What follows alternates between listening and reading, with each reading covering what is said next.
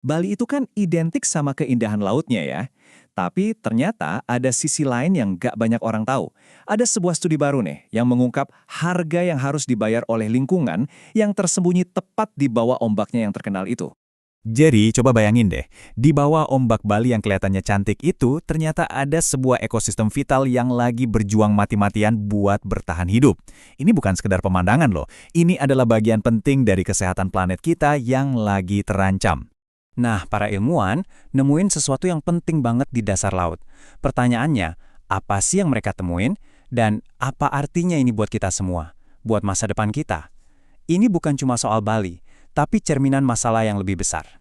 Oke, sebelum kita bongkar soal temuan sampahnya, kita perlu kenalan dulu nih sama harta karun bawah laut yang lagi dalam bahaya ini. Bisa dibilang, ini adalah pahlawan super pesisir yang jarang banget dibicarakan. Padang Lamun. Jadi jangan salah ya, lamun itu bukan rumput laut biasa, ini beda.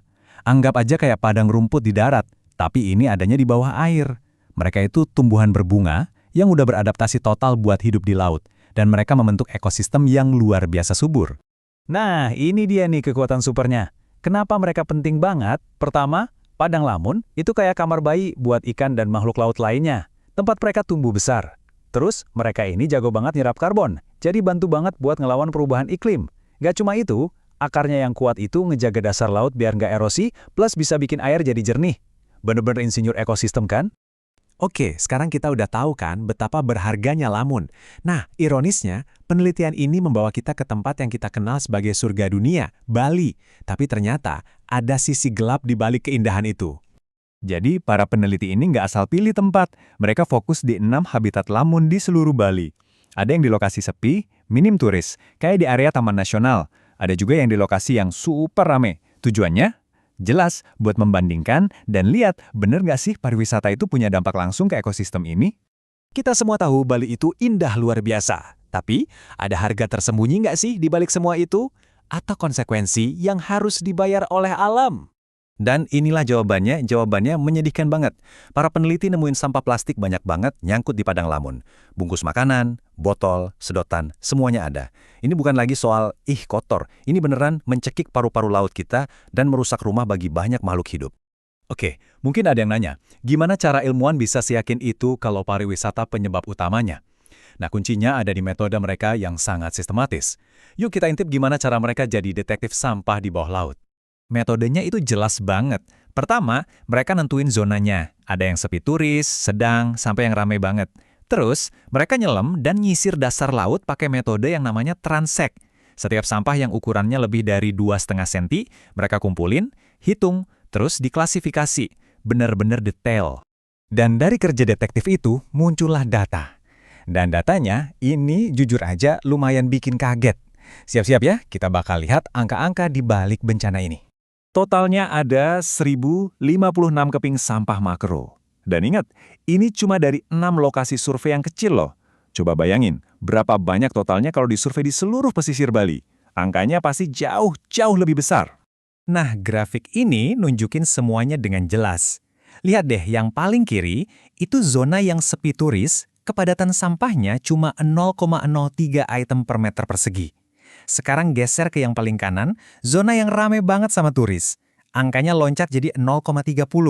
Itu 10 kali lipat lebih banyak. Jadi nggak bisa dipungkiri lagi, ada hubungan yang kuat banget antara jumlah turis dan jumlah sampah. Terus, sampahnya apaan aja sih? Nah, dari diagram ini kita bisa lihat yang mendominasi itu ya plastik. Plastik keras dan plastik lunak jadi biang keladinya. Ini tuh sampah-sampah dari barang yang kita pakai sehari-hari. Lebih spesifik lagi, sampah yang paling banyak ditemuin itu ya plastik sekali pakai. Bungkus makanan, sedotan, botol, kantong plastik. Yap, barang-barang yang mungkin kita pakai tadi pagi atau kemarin sore. Sampah kita sehari-hari ternyata berlibur juga ke dasar laut dan bikin rusak. Oke, kita udah lihat masalahnya, kita udah lihat datanya. Itu langkah pertama yang penting. Tapi sekarang pertanyaannya adalah, terus gimana? Apa dampaknya? Dan yang paling penting, apa yang bisa kita lakuin buat melindungi masa depan laut kita? Nah, ini nih, kita dihadapkan pada 2 pilihan masa depan. Di satu sisi, ada padang lamun yang sehat. Dia bisa jadi rumah buat ikan, airnya bersih, dan bisa melindungi pantai. Di sisi lain, ada padang lamun yang penuh sampah. bahaya buat biota laut, ngelepasin racun, dan kemampuannya buat menyimpan karbon jadi berkurang. Kita mau pilih jalan yang mana? Pilihan itu ada di tangan kita sekarang. Para peneliti sendiri udah ngasih kesimpulan yang tegas. Kata mereka, temuan ini nunjukin betapa mendesaknya kita butuh pengelolaan sampah dan strategi konservasi yang terpadu.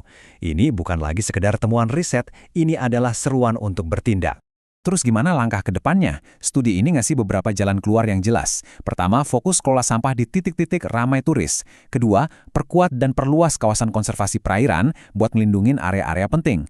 Ketiga, bikin kebijakan yang bisa ngurangin plastik langsung dari sumbernya, bukan cuma ngurusin sampahnya doang. Dan terakhir, yang gak kalah penting, yang meningkatkan kesadaran kita semua soal ini. Pada akhirnya kita kembali ke pertanyaan besar ini.